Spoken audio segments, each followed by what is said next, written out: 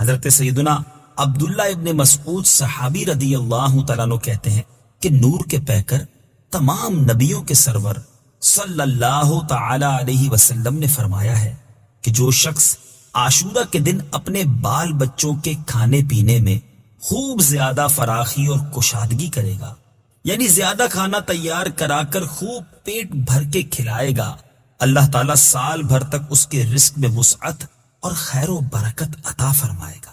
مفسر شہیر حکیم الامت حضرت مفتی احمد یار خان علیہ رحمت الحنان فرماتے ہیں محرم کی 9ویں اور 10ویں کو روزہ رکھے تو بہت ثواب کمائے گا، بال بچوں کے لیے 10ویں محرم کو خوب اچھے اچھے کھانے پکائے تو انشاءاللہ عز و جل سال بھر تک گھر میں برکت رہے گی۔ بہتر ہے کہ کھچڑا پکا کر حضرت شہید کربلا سیدنا امام حسین رضی اللہ تعالیٰ عنہ کی فاتحہ کرے، بہت مجرب یعنی مؤثر و آزمودہ ہے۔ اسی تاریخ یعنی 10 محرم الحرام کو غسل کرے تو تمام سال انشاءاللہ عز و جل بیماریوں سے امن میں رہے گا، کیونکہ اس دن آب زمزم تمام پانیوں میں پہنچتا ہے۔ سرور کائنات شاہ موجودات صلی اللہ تعالی علیہ وسلم نے ارشاد فرمایا جو شخص یوم عاشورہ عصمت سرما آنکھوں میں لگائے تو اس کی آنکھیں کبھی بھی نہ دکھیں گی۔ یاد رہے شب عاشورہ آپ نے 4 رکعت نفل پڑھنے ہیں۔ کس طرح پڑھنے ہیں کہ ہر رکعت میں الحمد کے بعد آیت الکرسی 1 بار اور سورہ اخلاص 3 بار پڑھنی ہے، اور نماز سے فارغ ہو کر 100 مرتبہ سورہ اخلاص پڑھیں۔ برکت کیا ملے گی؟ انشاءاللہ گناہوں سے پاک ہوگا اور جنت میں بے انتہا نعمتیں ملیں گی۔ آج قرآن پاک کی کون سی آیت ہم نے سننی ہے؟ آج آیت نمبر ہے 108 پارہ نمبر 1 اور سورہ بقرہ۔ بسم اللہ الرحمن الرحیم۔ ام تريدون ان تسألوا رسولكم كما سئل موسى من قبل ومن يتبدل الكفر بالإيمان فقد ضل سواء السبيل۔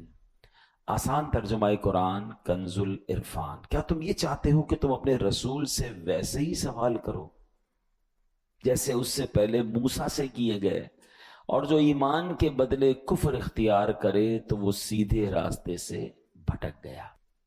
اب یہ آیت کے جو پچھلا بیک گراؤنڈ ہے ذرا وہ سمجھیے گا کہ ایک روایت یہ ہے کہ بعض غیر مسلموں نے نبی پاک علیہ السلام سے کہا کہ اے محمد صلی اللہ علیہ وسلم، ایسی کتاب لائیے جو آسمان سے ہم پر اترے، ہم اسے پڑھا کریں، پھر ہمارے لیے نہریں جاری کر دیجئے، ہم آپ پر ایمان لے آئیں گے۔ یعنی کنڈیشنز ہیں، ایمان لائیں گے لیکن آپ ہم پر جو ہے ایسی کتاب لائیں جو آسمان سے ہم پر اترے، اور پھر ہم اسے پڑھیں، ہمارے لیے نہریں جاری کریں۔ علامہ ابن ابی حاتم رحمۃ اللہ تعالیٰ نے روایت ذکر کی کہ کچھ غیر مسلموں نے کہا کہ اگر اللہ پاک خود تشریف لے آئے ہم اسے آنکھوں سے دیکھ لیں پھر کلمہ پڑھیں گے۔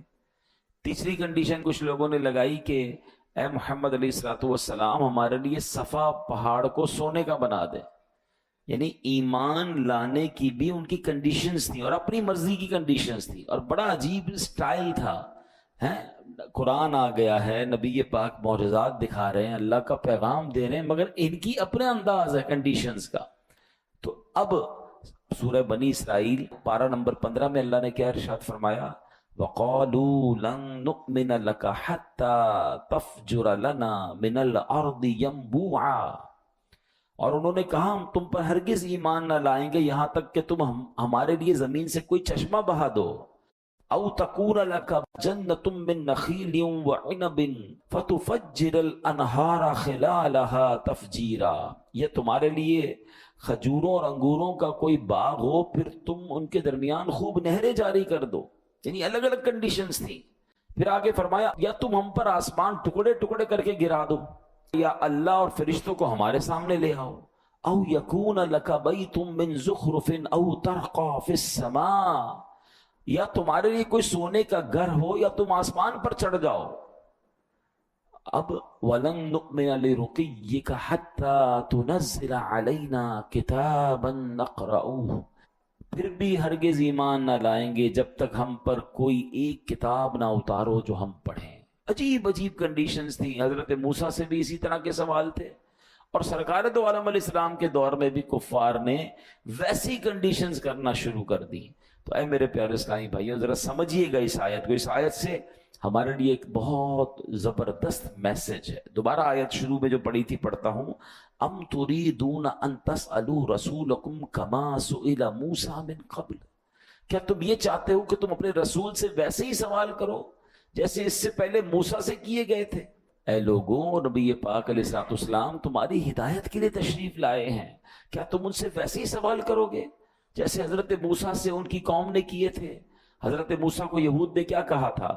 لن نؤمن لک حتی نری اللہ جہرا, ہم ہرگز تمہارا یقین نہ کریں گے جب تک اعلانیہ خدا کو نہ دیکھ لیں. تو اے میرے پیارے اسلامی بھائیوں, وہ لوگ جو نبی پاک سے اس طرح کے سوال کر رہے تھے انہیں یاد دلایا گیا کہ تم ویسے ہی سوال کرنا چاہتے ہو میرے حبیب سے جیسے حضرت موسیٰ سے ان کی قوم نے کیے تھے. اور پھر آگے فرمایا وَمَن يَتَبَدَّلِ الْكُفْرَ بِالْإِيمَانِ فَقَدْ ضَلَّ سَوَاءَ السَّبِيلِ, اور جو ایمان کے بدلے کفر اختیار کرے تو وہ سیدھے راستے سے بھٹک گیا. یعنی اعلان کیا ہے قرآن کا؟ اسلام آ گیا, نبی پاک قرآن لے آئے, معجزات دکھا رہے ہیں. اب دو راستے ہیں, یا تو ان کی بات مان لو, حق کو قبول کرو, اسلام قبول کر لو, یا پھر ضدی اور ہٹ درمی کا مظاہرہ کرو گے تو پھر تم کفر اختیار کرنے والے ہو. تو اے میرے پیارے اسلامی بھائیوں, کفر سے پلٹنے کے لیے بھی مطالبات جو کر رہے ہیں ان کو گویا تنبیہ کی گئی, وارن کیا گیا. اب لیکن ایک بڑا اہم سوال ہے اس پورے سینیریو میں, اب ذرا غور سے سنیے گا. دیکھیں, نبی پاک سے تو کفار نے معجزات طلب کیے تھے اور پیارے آقا نے معجزے دکھائے, چاند کے 2 ٹکڑے کر دیے ہیں. کسی نے کہا کلمہ پڑھیں تو پیارے آقا کی مٹھی میں کنکر نے کلمہ پڑھنا شروع کیا. مطلب بہت سارے معجزات. تو جب نبی پاک سے لوگوں نے معجزات طلب کیے, پیارے آقا نے معجزات دکھائے, تو یہاں اگر کوئی سوال کر رہا ہے کہ جناب کوہ صفا کو جو ہے وہ سونے کا بنا دے, تو اس کو کفر کیوں قرار دیا گیا, اس کو منع کیوں کیا گیا؟ یہ 2 بڑی کمال کی باتیں ہیں. یہ سوال ذہن میں آ سکتا ہے. دیکھیں, حضرت صدیق اکبر رضی اللہ تعالیٰ عنہ جب وہ ایمان لائے نا تو انہوں نے بھی نبی پاک سے معجزہ طلب کیا تھا. پیارے آقا نے ان کو غیب کی خبر دی, وہ کلمہ پڑھ کر مسلمان ہو گئے. حضرت عبداللہ ابن عباس فرماتے ہیں کہ ایک اعرابی آیا نبی پاک کے پاس اور آ کر کہتا ہے یا رسول اللہ صلی اللہ علیہ وسلم, اگر آپ اللہ کے نبی ہیں تو معجزہ دکھائیے, مجھے پتہ چلے کہ آپ اللہ کے نبی ہیں.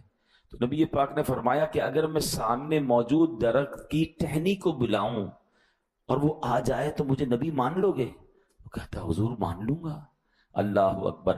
میرے آقا علیہ السلام, ترمذی شریف کی حدیث ہے, نبی پاک نے ٹہنی کو بلایا, درخت کو نہیں, اس کی ٹہنی کو بلایا. ٹہنی اپنی جگہ سے خود ہی کٹی, اچھلتی ہوئی نبی پاک کی بارگاہ میں حاضر ہو گئی. نبی پاک نے فرمایا واپس چلی جا. وہ واپس چلی گئی اور دوبارہ اسی طرح جا کر جڑ گئی اور وہ اعرابی کلمہ پڑھ کر مسلمان ہو گیا. تو اس میں تو بہت سارے واقعات ہیں کہ پیارے آقا سے معجزات طلب کیے گئے, نبی پاک نے معجزات دکھائے, لوگ ایمان لے آئے, سبحان اللہ. لیکن یہاں کفار اگر ایسے سوال کر رہے ہیں تو ان کو کیوں منع کیا گیا؟ تو یاد رکھیے کہ یہ بات, اس میں فرق کیا ہے, ڈفرنس کیا ہے. بتایا امام فخر الدین رازی فرماتے ہیں بہت سیکھنے کی بات ہے. یہ کفار جو معجزہ طلب کر رہے ہیں یہ بطور دلیل نہیں مانگ رہے, یہ بطور ضد اور ہٹ دھرمی کے مان رہے ہیں. یہ جو کوشچن ہے یہ ہٹ دھرمی والا ہے, یہ ضد والا, یہ ماننے کے لیے نہیں کہ حضور دکھا دے تو میں کلمہ پڑھ لوں گا. یہاں چیلنج کرنا ہے یا ٹیسٹ معاذ اللہ کرنا ہے. بات جو یہ کہہ رہے ہیں یہ کفر نہیں تھی, ان کا لہجہ گستاخانہ تھا, ان کا سٹائل گستاخانہ تھا, یہ طریقے ہٹ درمی والے تھے جو کفر کا حکم لگایا گیا. تو پتہ چلا ان کی ڈیمانڈ پر کفر کا حکم نہیں ہے, ان کے سٹائل پر, ان کے لہجے پر, ان کا گستاخانہ جو رویہ ہے اس پر کفر کا حکم لگایا گیا. قرآن کیا کہتا ہے؟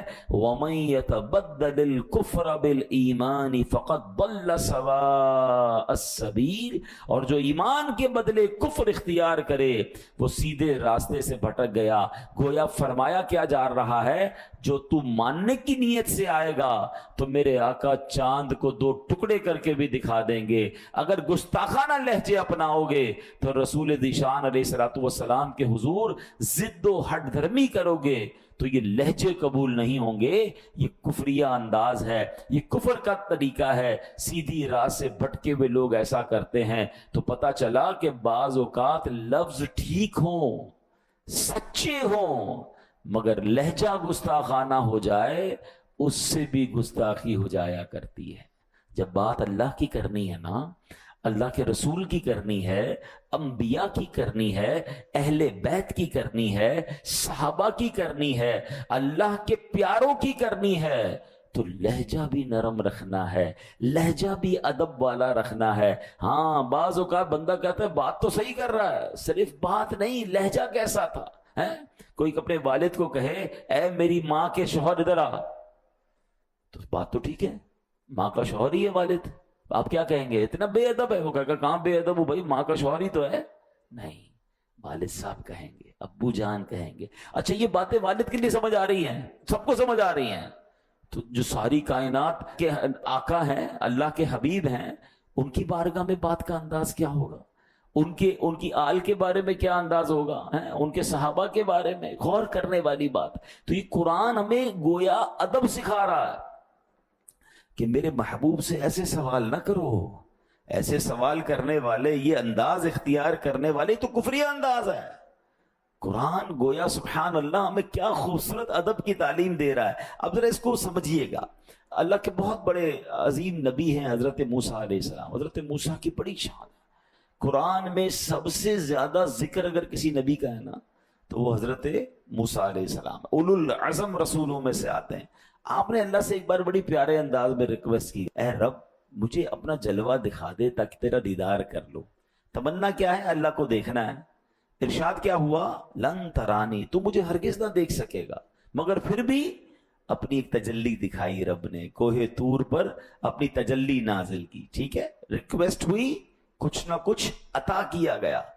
ایسا ہی ایک مطالبہ کیا تھا حضرت موسیٰ کی قوم نے, قرآن اس کا بھی ذکر کرتا ہے, یا موسیٰ لن نؤمن لک حتی نری اللہ جہرا, اے موسیٰ ہرگز ہمارا یقین نہ کریں گے جب تک اعلانیہ خدا کو نہ دیکھ لیں. مطالبہ تو یہ بھی یہی تھا, اللہ کو ہی دیکھنا تھا نا, حضرت موسیٰ نے بھی دیکھنا تھا. ادھر تجلی دکھائی جا رہی ہے, یہاں کیا ہوا, قرآن جواب دیتا ہے. انداز یہاں ڈیمانڈ کیا تھی, اے اللہ تیرا دیدار کر رہے ہیں, نہیں ہم دیکھیں گے تو ایمان لائیں گے ورنہ ایمان ہی نہیں لائیں گے. اسٹائل چینج ہے نا, انداز چینج ہے, چیلنجنگ ہے, گستاخانہ ہے. کیا ان کو بھی جلوہ دکھایا گیا, کہ انہیں بھی تجلی دکھائی گئی. قرآن کہتا ہے ان کا کیا حال ہوا, فَأَخَذَتْكُمُ الصَّاعِقَةُ وَأَنْتُمْ تَنْظُرُونَ, تو تمہارے دیکھتے ہی دیکھتے تمہیں کڑک نے پکڑ لیا, یعنی ان پر عذاب نازل کیا, ان پر ایسا عذاب نازل کیا کہ ان کو تباہ کر دیا گیا. مطالبہ دیدار کا تھا مگر عذاب آیا. بات سمجھ آ رہی ہے, انداز گستاخانہ تھا, انداز چیلنجنگ تھا, انداز کچھ اور تھا. بات بعض اوقات ٹھیک کرتے کرتے لوگ انداز گستاخانہ اختیار کر لیتے ہیں. یہ تبدیلی لانی ہے ہمیں. جب بھی اس طرح کی بات کرنی ہے اللہ رسول اور اللہ کے پیاروں کی, ادب کے ساتھ. اور ادب یاد رکھیے گا یہ ادب والوں کی طرف سے ملتا ہے. آپ با ادب لوگوں کے ساتھ رہیں گے نا تو پھر با ادب آپ بنیں گے. آپ بیٹھتے ہی ان کے ساتھ ہیں جو جارحانہ گفتگو کرتے ہیں, بے ادبی والی بات کرتے ہیں. آپ چیک کریں کہ آپ نے بیان بھی اس کا سننا ہے, آپ نے بیٹھنا بھی اس کی صحبت میں, کہ جب وہ اللہ کا نام لیتا ہے تو اس کا انداز کیا ہوتا ہے, جب وہ رسول کریم علیہ الصلوۃ والسلام کا نام لیتا ہے تو اس کا سٹائل کیا ہوتا ہے, ادب والا, پیار والا. صحابہ, اہل بیت, اولیاء کا ذکر ادب کے ساتھ کرتا ہے یا ماد اللہ جارحانہ انداز ہے. وہ خود تو ڈوبے گا, ہمیں بھی ڈبا دے گا. ہمیں کیا کرنا ہے اس کے ساتھ. یہ قرآن کے ذریعے میں آپ کو گویا یہ پوری بات اب سمجھا رہا ہوں. اے میرے پیارے اسلامی بھائیوں, اب ایک بات یاد رکھیے گا, علم نفسیات میں ایک ٹرمینالوجی ہوتی ہے, آرگیومنٹیٹو پرسنالٹی. کچھ لوگ ہوتے ہیں جن کا مزاج ہی جو جھگڑالو ہوتا ہے, اس کا ہر بات میں اس کا سٹائل ہی جھگڑا والا ہوتا ہے. یہ باقاعدہ ایک پرسنالٹی کی کیٹیگری ہوتی ہے.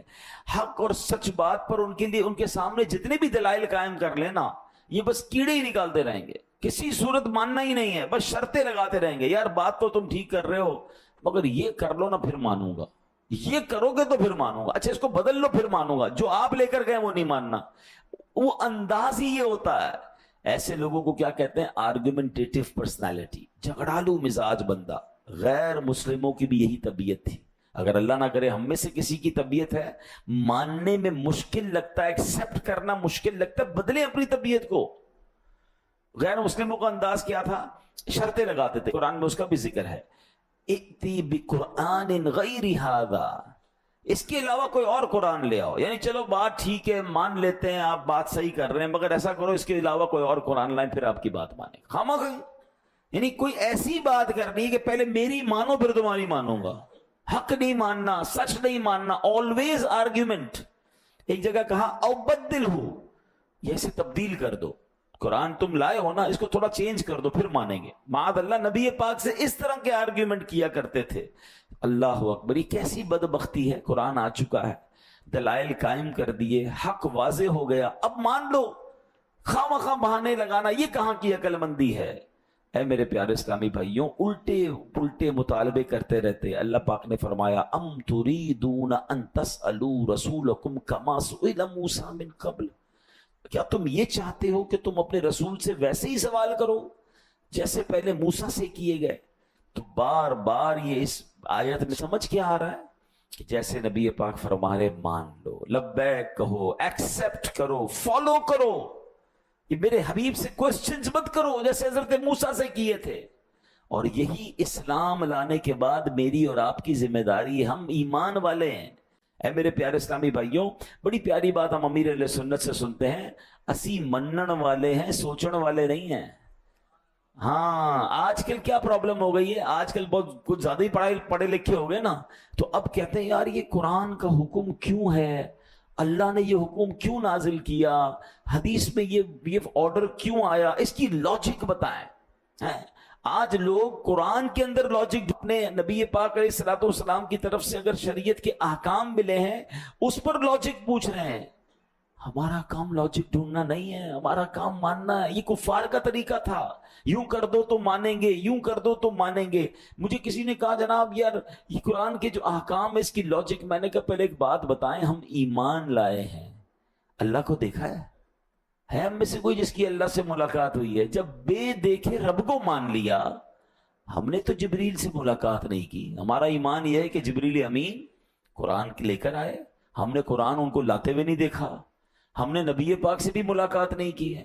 ہم مانتے ہیں اللہ ایک ہے، قرآن اللہ کی کتاب ہے، جبریل امین وہ قرآن لائے، اور کس پر نازل ہوا؟ ہمارے آقا پر نازل ہوا، وہ اللہ کے آخری نبی ہیں. ہم نے جنت نہیں دیکھی، ہم جنت پر ایمان لائے. ہم نے دوزخ نہیں دیکھی، ہم جہنم کو مانتے ہیں. ہم نے قیامت دیکھی نہیں، ہمارا ایمان ہے قیامت پر، مرنے کے بعد اٹھایا جائے گا، یہ ہمارا ایمان ہے. ہمیں حساب دینا پڑے گا، یہ ہمارا ایمان ہے. یہ ساری باتیں غیب کی ہیں. جب اتنی بڑی بڑی غیب کی باتیں مان لی تو اب چند احکام پر لاجک کیوں ڈھونڈنے نکلے ہو؟ یہ شیطان کا وار ہے، انسان کو اس بحث میں الجھاتا ہے کہ وہ پریشان ہو جائے کہ یار اللہ نے یہ کیوں فرمایا تھا. کیونکہ جب کسی کا آرڈر نہیں مانے گا تو پھر آگے جا کے اس پرسنالٹی کو بھی نہیں مانے گا. یہ ابتدا ہوتی ہے کہ آپ کو پہلے شریعت کے کچھ احکام میں کنفیوز کرتا ہے شیطان کہ یار یہ عورت کو ایک حصہ کیوں ہے ورثے میں، مرد کو 2 کیوں ملتے ہیں، یہ طلاق کا حق مرد کے پاس کیوں ہے. اب یہ وہ سوالات کریٹ کیے جا رہے ہیں کہ اس کی لاجک کیا ہے، شریعت نے کیوں. کہ معاذ اللہ ایک مسلمان کہلانے والے بعض اوقات اسلام کے کچھ احکام کو کہتے ہیں ظلم ہو رہا ہے، یہ مجھے سمجھ نہیں آ رہا. میری اور آپ کی سمجھ کیا ہے؟ پھر اللہ کو کیسے مان لیا؟ اللہ سمجھ آ گیا تمہیں؟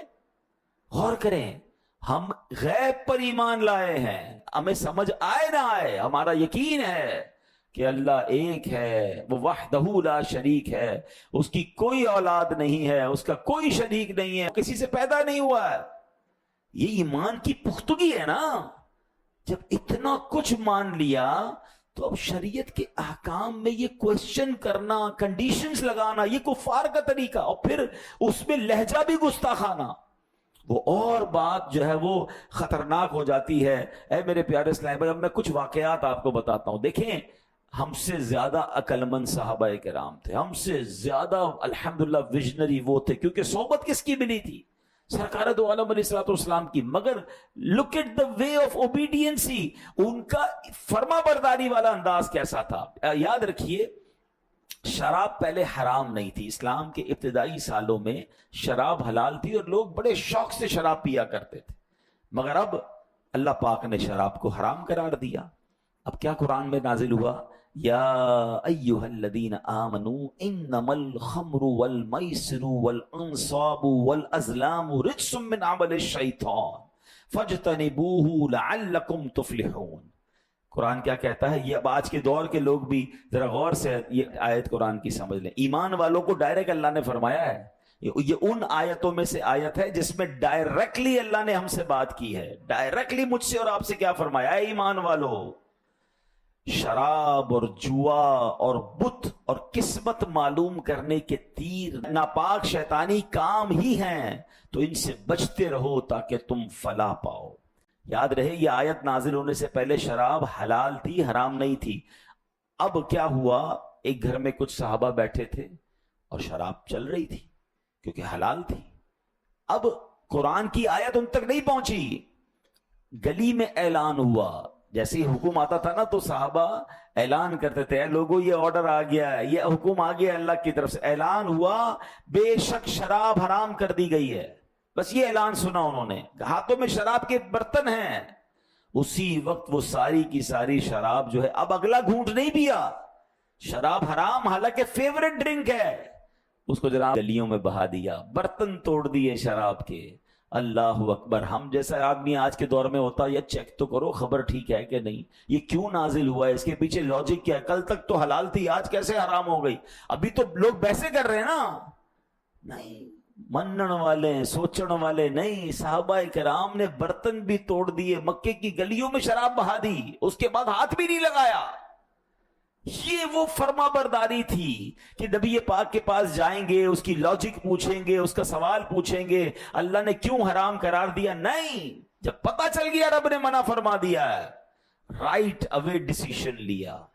اچھا مجھے بتاؤ، یہ منع تو ہمارے لیے بھی ہے نا، مگر آج حالانکہ ان کے لیے پہلے حلال تھا پھر حرام ہوا، ان کے لیے مشکل تھا یہ کام کرنا۔ ہم تو جب سے پیدا ہوئے پتہ ہے، جب سے ہوش سنبھالا شراب حرام ہے، ہم کیوں پڑ گئے شراب میں؟ کہ آج ہم نہیں سنتے کہ مسلمان نوجوان بچے بچیاں اور کئی لوگ ہیں جو شراب پیتے ہیں؟ مرنا نہیں ہے، اللہ کو جواب نہیں دینا؟ کیا یہ حکم صرف صحابہ کے لیے تھا؟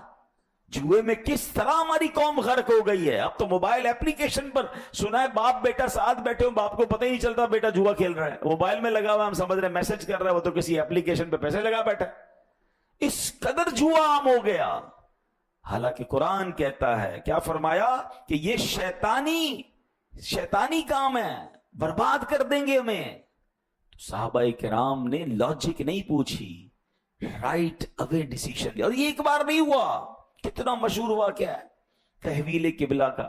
اللہ آپ کو اور مجھے بار بار مدینے کی حاضری عطا فرمائے۔ مسجد قبلتین جائیں گے نا، آپ جو گئے ان کو پتہ ہے وائے مسجد قبلتین، کہ وہاں پر قبلے کی تبدیلی ہوئی تھی، 2 قبلوں والی مسجد، ٹھیک ہے۔ اب ماجرا کیا تھا کہ میرے آقا علیہ الصلوۃ والسلام جب مکے سے مدینے پہنچے تھے تو مدینے کے لوگ جو ہے وہ اس وقت مسلمان بیت المقدس کی طرف رک کر کے نماز پڑھتے تھے، تو مدینے کے جو کفار تھے وہ ٹانٹ کرتے تھے، تانا دیتے تھے نبی پاک کو کہ آپ دین تو اپنا لائیں، قبلہ تو ہمارا یوز کر رہے ہیں۔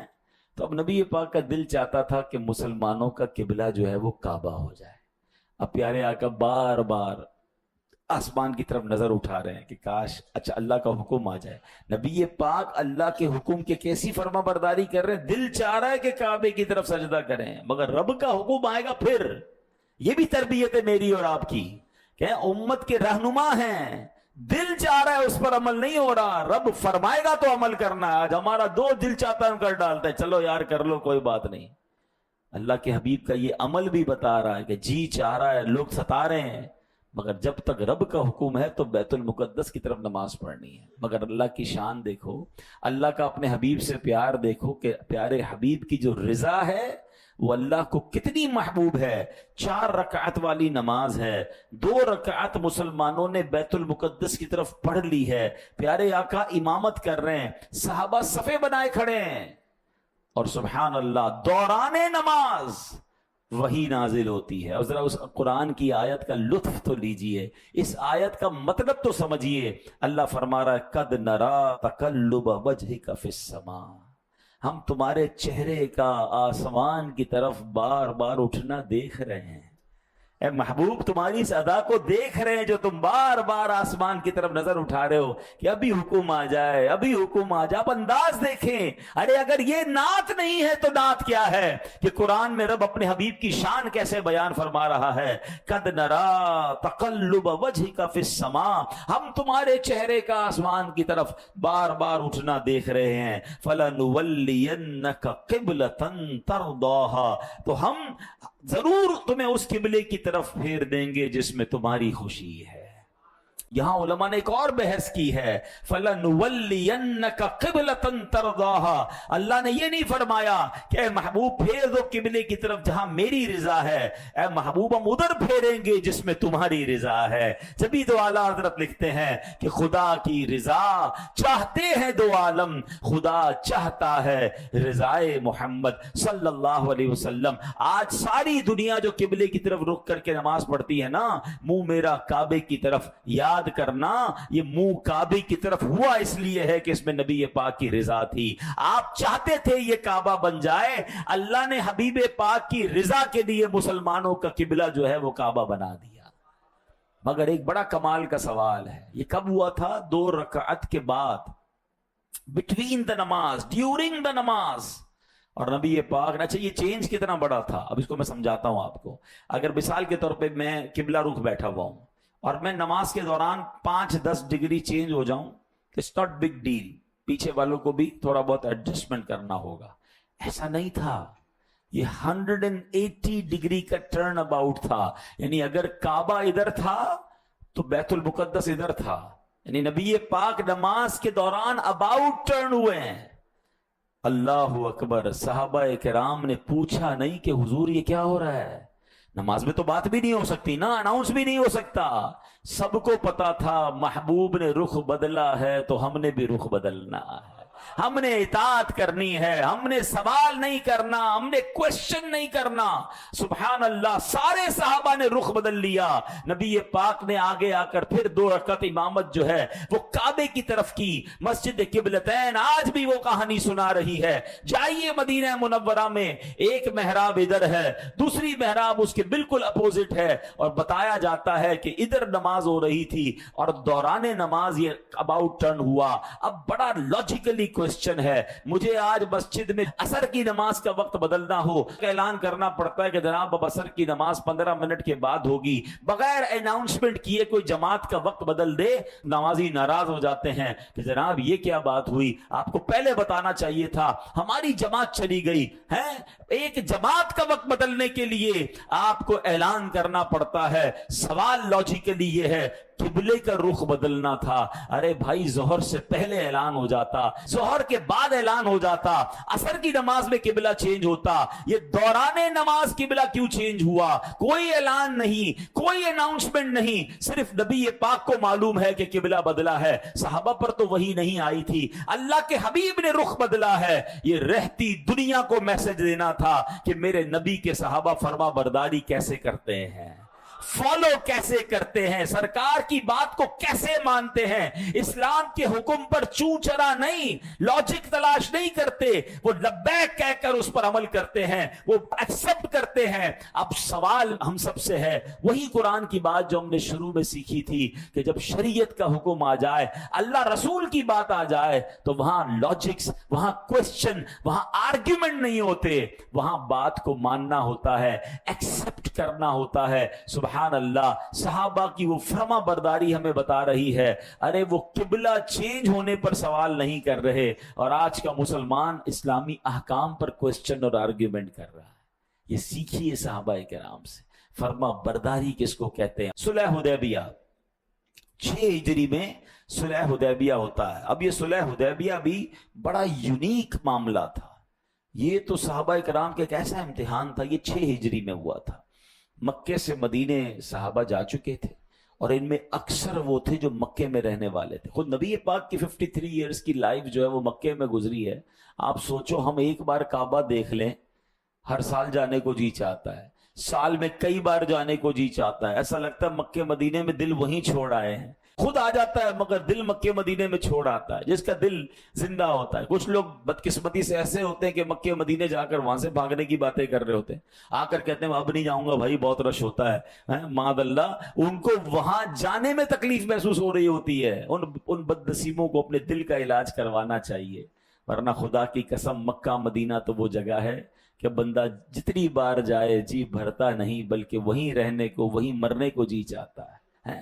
اس سے اچھی جگہ کون سی ہے؟ لیکن اب جنہوں نے زندگی مکے میں گزاری ان کو مکے سے نکال دیا گیا, بڑی تکلیف کے ساتھ مدینے گئے تھے. 1400 صحابہ عمرہ کرنے آئے مگر عمرہ نہیں کرنے دیا گیا. حدیبیہ مکے کے قریب ہے, ان کو انٹرسیپٹ کیا گیا. بڑی شرائط طے ہوئی, بڑی کوشش ہوئی کہ بھئی احرام بھی پہن لیا ہے, اب تو مکے جانے دیا جائے, مگر نہیں جانے دیا گیا. نبی پاک نے بھی احرام اتارا, صحابہ نے بھی احرام اتارا, جو بھی قربانی وغیرہ کرنی تھی یہ واپس گئے. بڑا عجیب واقعہ ہے, مگر یہ اللہ کی شان ہے کہ اس کے بعد مسلمانوں کو کیسے فتح نصیب ہوئی. مگر اس میں ایک اور واقعہ بھی ہوا تھا جو شاید بہت سارے لوگوں کو نہیں پتا. صحابہ میں سے بہت بڑی تعداد صحابہ کی وہ تھی جن کو شکار کی عادت تھی. وہ روز شکار کرتے تھے, ظاہر شکار کر کے کھانا کھاتے تھے, اپنے روز مرہ کے معاملات دیکھتے تھے. احرام کی حالت میں شکار منع ہے, آپ شکار نہیں کر سکتے. اچھا احرام پہنا ہے, وہ عمرہ بھی نہیں کرنے دے رہے کہ عمرہ ہو جائے تو احرام اتر جائے. اب نیگوشیشن چل رہی ہیں, مذاکرات چل رہے ہیں, کئی دن گزر رہے ہیں. صحابہ حدیبیہ میں احرام کی حالت میں ہیں, اور اللہ کی شان دیکھیں کہ جانور جو ہے وہ ان کے قریب کر دیے گئے. ٹیسٹ کیسے لیا گیا؟ پرندے سر پر منڈلا رہے ہیں, جو بھی شکار کے جانور وہ خیموں کے قریب آ کے کھڑے ہو گئے, بلکہ یہاں تک کتابوں میں کہ خیموں میں بھی داخل ہو گئے.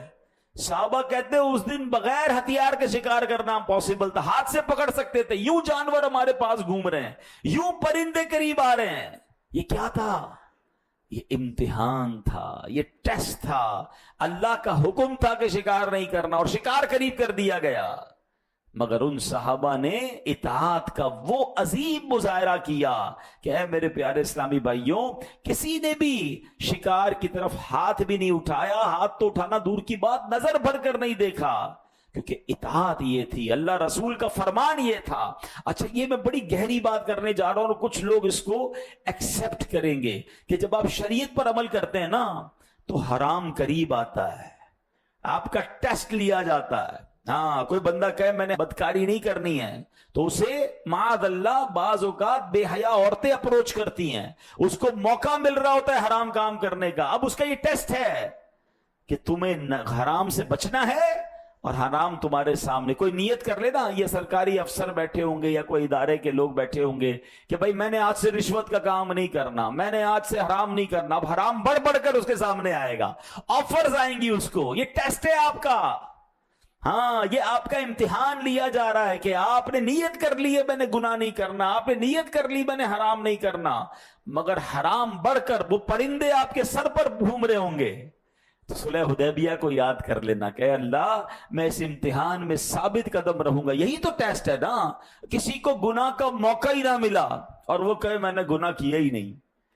کمال یہ ہے کہ جس پر گناہ کے موقع آئے اور اس نے اپنے آپ کو بچایا. ہاں, یہ ضرور علماء کہتے ہیں کہ ایسی جگہ جانا ہی نہیں چاہیے, ایسے شہر میں, ایسے ملک میں, ایسی سوسائٹی میں اپنے آپ کو نہیں رکھنا چاہیے کہ جہاں ہر طرف گناہ پھیلے, کیونکہ ہم کمزور لوگ ہیں, ہم بہ سکتے ہیں شیطان کے واروں میں. لیکن اگر کسی پر گناہ کرنا آسان کر دیا جائے اور پھر بھی وہ گناہ سے بچے تو سبحان اللہ, یہ ہے وہ اطاعت کا اعلیٰ درجہ. کہ بعض اوقات کاروبار میں بڑا نفع نظر آتا ہے, بڑی ڈیل نظر آتی ہے, لوگ کہتے ہیں تھوڑا ہی تو جھوٹ بولنا ہے, تھوڑی تو جناب ڈنڈی مار رہی ہے, تھوڑی تو ملاوٹ کرنی ہے, بعد میں توبہ کر لیں گے, بہت پیسے مل جائیں گے. منزل یہی کٹھن ہے قوموں کی زندگی میں. یہی وہ فیصلہ کرنا ہے آپ نے کہ نہیں میں اللہ کا بندہ ہوں, میں شیطان کو فالو کرنے والا نہیں. صحابہ کرام کے سامنے شکار موجود تھا مگر ہاتھ بھی نہیں لگایا کیونکہ اللہ رسول نے منع کیا تھا. تو بہرحال میرے پیارے اسلامی بھائیوں, ہمیں آج اس پورے قرآنی واقعے سے اور قرآنی آیت سے سیکھنے کو جو مل رہا ہے کہ پہلی بات, جب بھی قرآن و حدیث کا شریعت کا حکم آ جائے اس میں آرگیومنٹ نہیں کرنا ہے، اس میں جناب شرطیں نہیں لگانی ہے، مان لیں، قبول کریں، ایکسپٹ کریں اور عمل کریں، اور اپنے لہجوں میں نرمی لائیں۔ گستاخانہ رویے جو ہیں یہ ایمان سے بندہ ہاتھ دھو بیٹھ سکتا ہے، خاص طور پر جب اللہ کی بارگاہ میں بات ہوگی، رسول پاک کی بارگاہ میں بات ہوگی، انبیاء، صحابہ، اہل بیت، اللہ والوں کے بارے میں بات ہوگی تو بڑی نرمی سے، بڑی شائستہ 2-4 بار سوچ کر بات کرنی ہوگی کہ کس کے بارے میں بات کر رہے ہیں۔ اب آخری بات سن لیں کہ سبحان اللہ، نبی پاک علیہ الصلوۃ والسلام کی حدیث کہ نبی پاک نے فرمایا کیا تم جانتے ہو کہ قیامت کے دن عرش الہی کے سائے کی طرف جلدی بڑھنے والا شخص کون ہوگا؟ ہم سب چاہتے ہیں نا قیامت کے دن عرش کا سایہ مل جائے، جلدی بڑھنے والا شخص کون ہوگا؟ عرض کی گئی یا رسول اللہ، اللہ اور اس کا رسول خوب جانتے ہیں۔ فرمایا وہ لوگ کہ جب حق دیے جائیں تو اسے قبول کر لیں، حق ملے آپ کو کوئی دلیل کے ذریعے بتائے کہ جناب یہ حق ہے، ایکسپٹ کر لیں، اپنی غلطی بھی ایکسپٹ کر لیں، مان لیں، خواہ خواہی کی بس وہ میں نہ مانوں والی کیفیت نہیں ہونی چاہیے، اور قرآن و حدیث میں، شریعت میں تو فوراً قبول کریں۔ میرات المناجی میں اس کا ایک معنی یہ ہے کہ وہ لوگ جب کوئی انہیں حق بات سنائے تو اسے قبول کر لیں اور سنانے والے کا احسان مانیں، اسے قبول کرنے میں شرم محسوس نہ کریں، وہ لوگ عرش الہی کے سائے میں جلدی پہنچ جائیں گے۔ اب نبی پاک کی ایک پیاری سی دعا سن لو، اللہ کرے یہ دعا ہمارا حصہ بن جائے۔ آقا دعا فرماتے اللہم ارن الحق حقا وارزقنی اتباعہ وارن الباطل باطلا وارزقنی اجتنابہ۔